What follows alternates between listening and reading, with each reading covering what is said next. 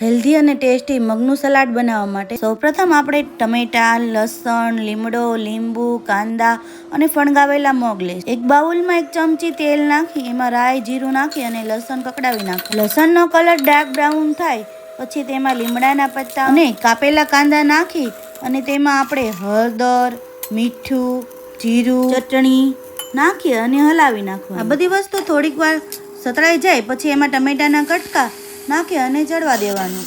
ચડી જાય એટલે આપણે તેમાં ફણગાવેલા મગ નાખવાના અને પછી તેમાં અડધું લીંબુનું રસ નાખી અને હલાવી નાખવા. ગેસની ફ્લેમ મીડિયમ ટુ લો રાખી અને આ બધી વસ્તુ સાતળી લેવાની અને એક રકાબીની મદદથી થોડીક વાર ઢાંકી દેવાનું.